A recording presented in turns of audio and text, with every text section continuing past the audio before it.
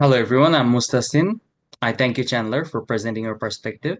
I understand your concerns, but I would like to present some different viewpoints on why it is both strategically and morally justified for Ukraine to use US funded weapons to strike military targets inside Russia. First of all, the United States has broad strategic interest in supporting Ukraine. I do not agree that the US has nothing to gain from supporting Ukraine because supporting Ukraine means weakening Russian aggression. The Russian military losses reduce its capacity to threaten NATO and its allies. This enhances long term stability and global security. Also, a strong US response to Russia's aggression will discourage other adversaries like China to take aggressive actions against Taiwan, which can lead to major global catastrophe.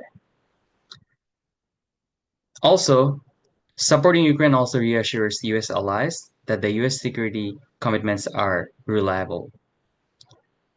A very common misconception is that the US aid to Ukraine is simply money being sent overseas.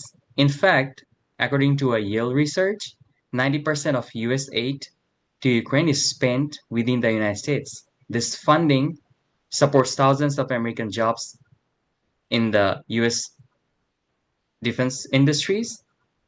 Instead of draining US resources, this aid actually stimulates economic growth and supporting national security perspectives. For my second argument, I must say that the US has a responsibility to uphold its commitment to Ukraine. In the 1994 Budapest Memorandum, Ukraine gave up its nuclear weapon in exchange for security assurance from the US, the UK, and Russia. While this was not a formal treaty, it was a commitment that carries significant weight. If the US does not stand by its commitment, it could undermine trust in future agreements with other nations. Thirdly, a very grave concern about the North Korean troops in Ukraine, which makes it a broader security issue. A very troubling development in this war is presence of 10,000 North Korean soldiers in support for Russian invasion.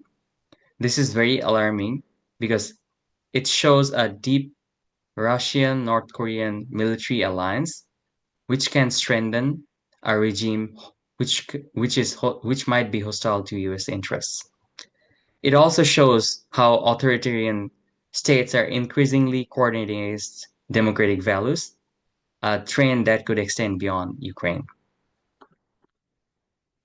Furthermore, it increases the risk of North Korean soldiers gaining battlefield experience and learn how to use developed military technologies, which could later be used against South Korea, a major US ally.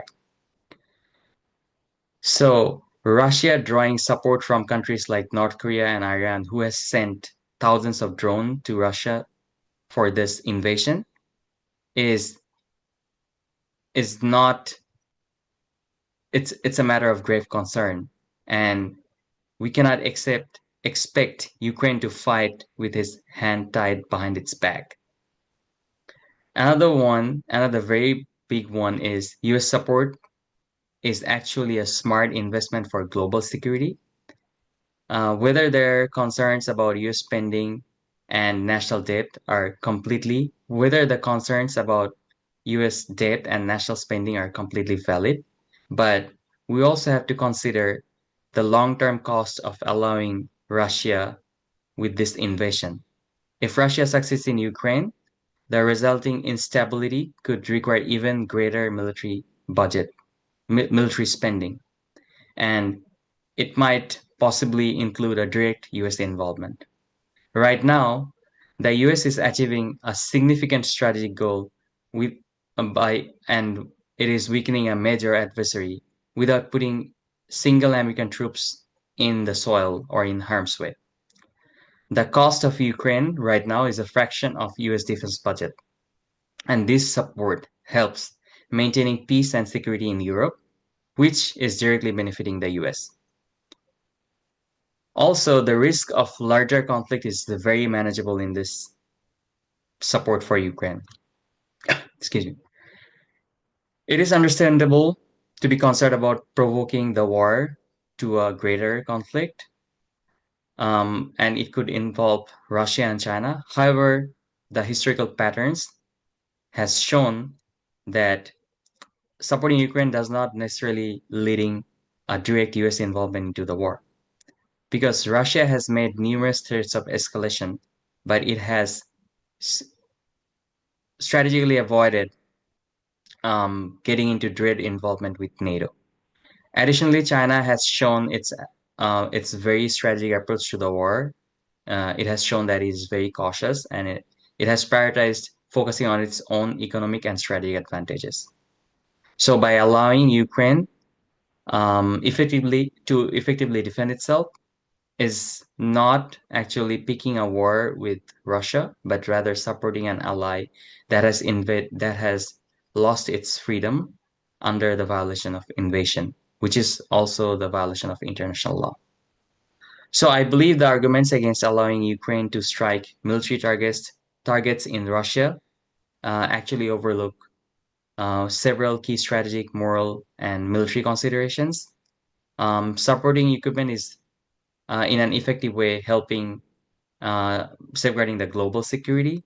It's strengthening alliances between NATO members and US allies and Ukraine. Also, it ensures that aggressive actions like Russia's um, is not can go unchallenged. Ultimately, I believe Ukraine should be allowed to use US funded weapons where necessary to defend itself. We have seen France and UK supporting it and trying is actually following the US and letting Ukraine use the long range missiles it has France and UK has provided. So I believe that Ukraine should get the chance as a country under attack to defend itself, and they should use weapons that's funded by US to target military installations against Russia inside Russia. Thank you.